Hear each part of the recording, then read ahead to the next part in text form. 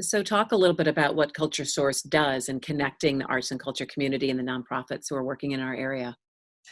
So, CultureSource is a regional association of arts and culture nonprofits.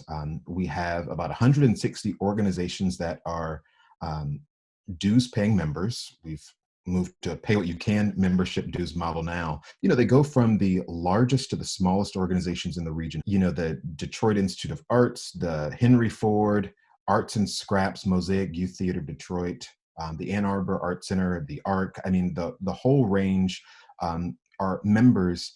Our role in that is to create a table for folks to come together and share and learn from one another, to make sure that folks outside of our sector know the ways that they can support our work and be part of it, and to, I think, always provide certain amounts of um, hope, inspiration, and encouragement to persevere.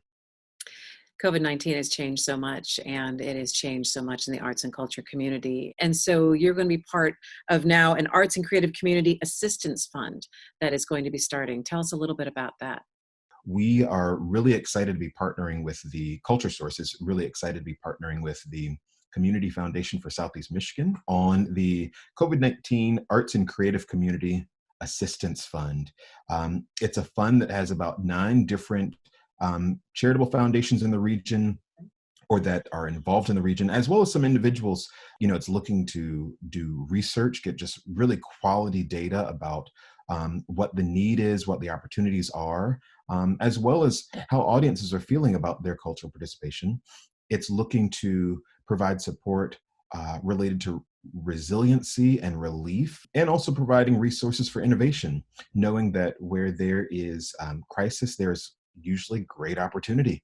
The PPP program was aimed at getting quick relief, but as there have been lots of reports in the nonprofit sector and certainly the arts and culture sector, it's been tricky for folks to connect to those monies. So it really is about helping folks with employees. They want to keep their buildings, they want to stay in their leases, and this also provides them an opportunity to pay some of those bills. We'll take that information and, with a committee of fund contributors, look at that and try to figure out where funding could be most impactful throughout the region. Arts and culture really is an economic driver as well. And to be able to see it that way, the amount of jobs that it gives in our area and the amount of people that it's impacted when we're facing a pandemic like this.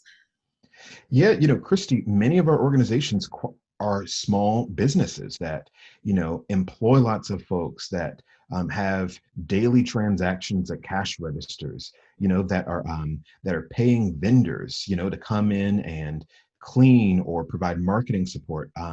And these small businesses, just like many others, are absolutely, shoulder to shoulder in need of support. The Bureau of Economic Analysis just came out with new annual data that showed that the arts and culture sector nationally is 4.5% of GDP. And for context, that makes it bigger than the construction industry, that makes it bigger than transportation.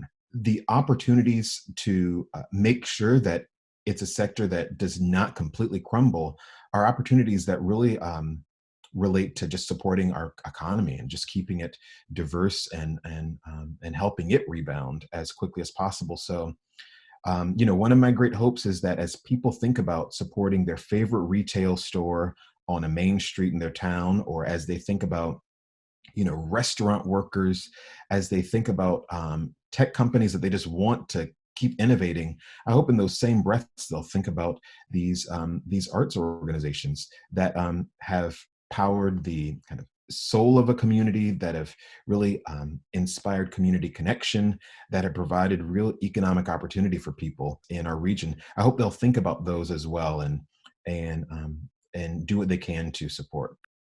We'll check back in with Omari Rush when they start distributing those grants. For more information, you can just go to our website at onedetroitpbs.org.